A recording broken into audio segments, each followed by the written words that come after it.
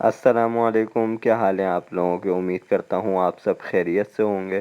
دوستوں، آج ہم بات کریں گے جناب معاویہ ابن سفیان کون تھے۔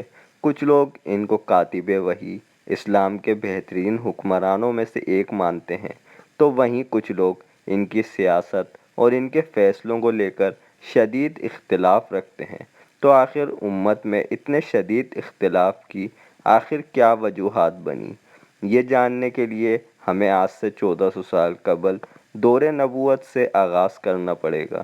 دوستوں، حضور نبی کریم خاتم النبیین صلی اللہ علیہ وسلم نے جب دین اسلام کی دعوت عام کی تو بہت سے لوگوں نے پیغام حق سن کر آپ صلی اللہ علیہ وسلم کے ساتھ اس سفر میں شامل ہوتے چلے گئے، اور وہیں اس وقت کے کچھ قبیلے جو کہ اسلام کی بڑھتی ہوئی مقبولیت سے پریشان تھے، آپ صلی اللہ علیہ وسلم کے لیے مشکلات پیدا کرتے رہے، جس میں سب سے آگے بنو امیہ قبیلے کا نام آتا ہے۔ چونکہ حضرت عثمان غنی رضی اللہ تعالیٰ عنہ جو کہ اسلام کے شروعاتی دنوں میں مشرف با اسلام ہوئے اور دین اسلام کے لیے بہت سی قربانیاں دیں، آپ کا تعلق بھی بنو امیہ قبیلے سے تھا، مگر اسلام قبول کرنے کے بعد بنو امیہ قبیلے نے آپ سے تعلقات ختم کر دیے تھے۔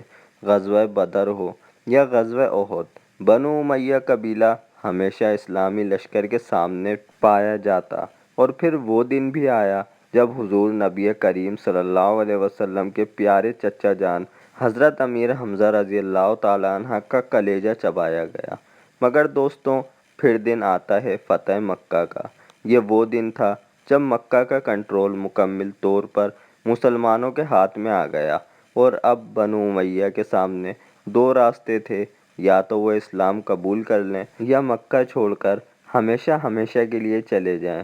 جناب ابو سفیان رضی اللہ تعالیٰ عنہ نے اسلام قبول کرنے کا فیصلہ کیا، اور یہاں سے مسلمانوں میں کچھ اختلافات بڑھنا شروع ہوئے۔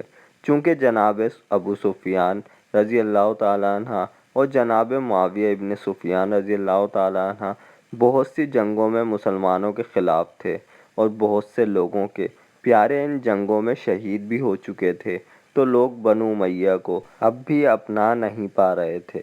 یہی بات لے کر جناب ابو سفیان رضی اللہ تعالیٰ عنہ نبی کریم صلی اللہ علیہ وسلم کی بارگاہ میں حاضر ہوئے اور درخواست کی کہ لوگ اب بھی ہمارے ساتھ ٹھیک سے بات نہیں کرتے، آپ جناب معاویہ رضی اللہ تعالیٰ عنہ کو اپنے ساتھ رکھ لیں تو لوگوں کے نزدیک ہمارے لیے جو غیریت ہے وہ کم ہو جائے گی۔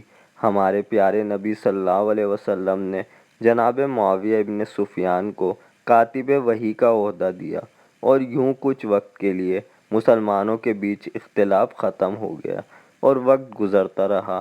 پیارے نبی صلی اللہ علیہ وسلم نے جب اس دنیا سے پردہ فرمایا اور خلافت راشدہ کا قیام ہوا، جب حضرت عمر رضی اللہ تعالیٰ عنہ کے دور خلافت میں جناب معاویہ ابن سفیان رضی اللہ تعالیٰ عنہ کو شام کا گورنر بنایا گیا، آپ نے اس عہدے کو بخوبی نبھایا۔ پھر آغاز ہوا دور خلافت کے تیسرے باب کا، یعنی دور عثمانی کا۔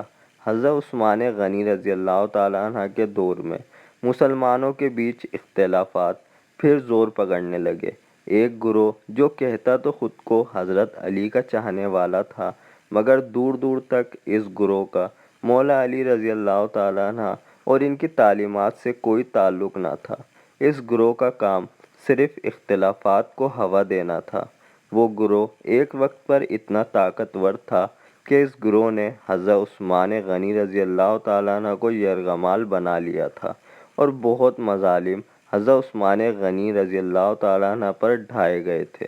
مولا علی رضی اللہ تعالیٰ عنہ نے جب حضرت عثمان غنی کے ساتھ یہ سب ہوتے دیکھا تو سیدنا امام حسن رضی اللہ تعالیٰ عنہ اور سیدنا امام حسین رضی اللہ تعالیٰ عنہ کو آپ کی حفاظت کے لیے آپ کے گھر پر پہرہ دینے کا حکم دیا، مگر پھر بھی حضرت عثمان غنی رضی اللہ تعالیٰ عنہ کو شہید کر دیا گیا، اور یہاں سے اس واقعے کے بعد سے بنو امیہ مولا علی سے قصاص کا مطالبہ کرنے لگے، اور وقت کے ساتھ ساتھ یہ مطالبہ اختلاف اور پھر وقت کے ساتھ ساتھ شدید اختلاف کی صورت اختیار کر گیا۔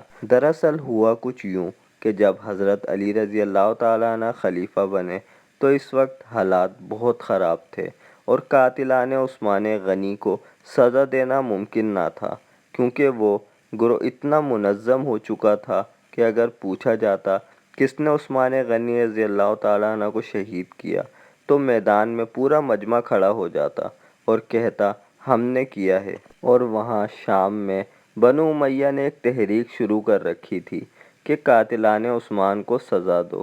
وقت یوں ہی گزرتا رہا اور جناب معاویہ رضی اللہ تعالیٰ عنہ نے شام پر اپنا پورا کنٹرول حاصل کر لیا۔ اور پھر تاریخ نے وہ منظر بھی دیکھا جب مسلمانوں کے دو لشکر ایک دوسرے کے سامنے تھے، ایک طرف صحابی رسول تو دوسری طرف شیر خدا داماد نبی مولا علی تھے۔ ہوا کچھ یوں تھا کہ جب وقت گزرنے لگا اور قاتلان عثمان کو سزا نہ ملی تو جناب معاویہ نے مدینے میں زوجہ رسول صلی اللہ علیہ وسلم حضرت عائشہ رضی اللہ تعالیٰ عنہ سے ملاقات کر کے ان کو منایا کہ وہ ان کے ساتھ چل کر مولا علی رضی اللہ تعالیٰ عنہ سے بولیں کہ وہ ملزمان کو سزا دیں۔ جب حضرت عائشہ رضی اللہ تعالیٰ عنہ نے چل کر مولا علی سے بات کرنے کے لیے حامی بھر لی تو کچھ مدینے سے لوگ بھی ساتھ آنے کے لیے تیار ہوئے، جس میں حضرت طلحہ اور حضرت زبیر بھی شامل تھے۔ یہ قافلہ شام پہنچا اور وہاں سے جناب معاویہ ابن سفیان رضی اللہ تعالیٰ عنہ ایک بڑا لشکر لے کر مولا علی کی جانب روانہ ہوئے۔ اور یہاں جب حضرت علی رضی اللہ تعالیٰ عنہ کو یہ خبر ملی کہ شام سے ایک لشکر اس طرف آ رہا ہے تو انہوں نے بھی اپنی تیاریاں شروع کر دیں۔ یاد رہے مولا علی رضی اللہ تعالیٰ عنہ کی طرف سے سخت ہدایات تھیں کہ کوئی بھی جنگ شروع نہیں کرے گا بلکہ بات چیت سے مسئلہ حل کیا جائے گا، اور یہی ہدایات حضرت عائشہ رضی اللہ تعالیٰ عنہ نے لشکر شام کو دی تھیں۔ مگر جب یہ دونوں لشکر سامنے آئے تو کچھ شرپسندوں نے جنگ کے ماحول کو ہوا دی اور بہت سے صحابی دونوں اطراف سے شہید ہو گئے۔ بہت مشکل سے مولا علی اور حضرت عائشہ رضی اللہ تعالیٰ عنہ نے حالات پر قابو پایا اور لشکر شام کو واپس جانا پڑا۔ اب حضرت عائشہ رضی اللہ تعالیٰ عنہ کو بھی حالات کا اندازہ ہو چکا تھا۔ آپ حضرت علی رضی اللہ تعالیٰ عنہ کے پاس آئیں اور خطا کا اعتراف کیا۔ حضرت علی رضی اللہ تعالیٰ عنہ نے آپ کو تحائف دے کر بحفاظت آپ کے گھر روانہ کیا۔ جناب معاویہ ابن سفیان نے کچھ عرصے بعد پھر حضرت علی رضی اللہ تعالیٰ عنہ کے سامنے لشکر لانے کا فیصلہ کیا۔ اب کی بار ان کا مطالبہ قاتلان عثمان کے ساتھ ساتھ خلافت حوالے کرنے کا بھی تھا، لیکن اس بار بھی مولا علی رضی اللہ تعالیٰ عنہ کے لشکر کو ہی جیت حاصل ہوئی۔ مولا علی اور جناب معاویہ کے بیچ اس اختلاف کو بڑھانے میں زیادہ کردار دونوں کے لشکر میں موجود وہ گروہ تھا جو کہ معاملہ بات چیت سے حل نہیں ہونے دیتا تھا بلکہ جنگ کو بڑھاوا دیتا تھا، جیسا کہ جنگ صفین میں بھی حضرت عمار بن یاسر رضی اللہ تعالیٰ عنہ کو لشکر معاویہ میں موجود اس گروہ نے شہید کیا تھا، اور حضرت زبیر رضی اللہ تعالیٰ عنہ کو حضرت علی رضی اللہ تعالیٰ عنہ کے لشکر میں موجود اس گروہ نے شہید کیا اور اس اختلاف کو اور زیادہ بڑھایا۔ پھر ایک وقت ایسا بھی آیا کہ شیر خدا کو نماز فجر کے دوران شہید کیا گیا، اور یہ بھی اسی دشمنی کا تسلسل تھا۔ حضرت علی رضی اللہ تعالیٰ عنہ کی شہادت کے بعد امام حسن رضی اللہ تعالیٰ عنہ کو خلافت کے لیے چنا گیا۔ ابھی آپ کی خلافت کو کچھ مہینے ہی گزرے تھے کہ شام سے ایک بار پھر ایک لشکر روانہ ہوا، اور اس بار اس لشکر کا مقصد واضح تھا۔ جناب معاویہ ابن سفیان رضی اللہ تعالیٰ عنہ چاہتے تھے کہ خلافت کو ان کے حوالے کر دیا جائے، چونکہ حضور نبی کریم صلی اللہ علیہ وسلم نے فرمایا تھا کہ میرے بعد خلافت 30 سال تک قائم رہے گی اور پھر اس کے بعد مسلمان بادشاہ تخت پر بیٹھیں گے۔ تو امام حسن رضی اللہ تعالیٰ عنہ نے خلافت کا وقت پورا کر کے اقتدار حوالے کر دیا۔ اب یہاں صلح حسن سے پہلے کے واقعے میں علماء میں اختلاف ہے۔ بعض علماء کے نزدیک جناب معاویہ جب لشکر لے کر پہنچے تو ان کے مقابلے میں امام حسن رضی اللہ تعالیٰ عنہ کا لشکر اتنا بڑا تھا کہ جناب معاویہ رضی اللہ تعالیٰ عنہ کے ایک ساتھی نے ان سے بولا کہ مجھے ڈر ہے کہ حسن ابن علی نہ رکے تو ہم میں سے کوئی بھی نہیں بچے گا۔ جبکہ کچھ علماء کے نزدیک جناب معاویہ جب لشکر لے کر پہنچے تو ان کے اور امام حسن رضی اللہ تعالیٰ عنہ کے بیچ مذاکرات ہوئے اور امام حسن رضی اللہ تعالیٰ عنہ نے اقتدار جناب معاویہ کے حوالے کر دیا۔ صورت جو بھی ہو مگر خلافت کا وقت پورا ہونے کے بعد صلح حسن ہوئی، پھر جناب معاویہ تخت پر بیٹھ گئے۔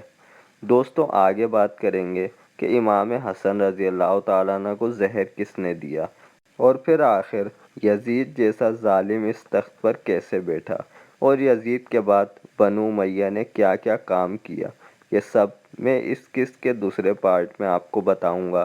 اس ویڈیو کو یہیں پر ہی اختتام کرتے ہیں۔ آپ کو ویڈیو پسند آئے تو دوستوں کے ساتھ لازمی شیئر کریں۔ اس ویڈیو کو لائک کرنا مت بھولیے گا اور اس چینل کو بھی ضرور سبسکرائب کریں۔ میں آپ سے ملتا ہوں اس کے بعد اگلی ویڈیو میں۔ جب تک کہ اپنا خیال رکھیے گا۔ اللہ حافظ۔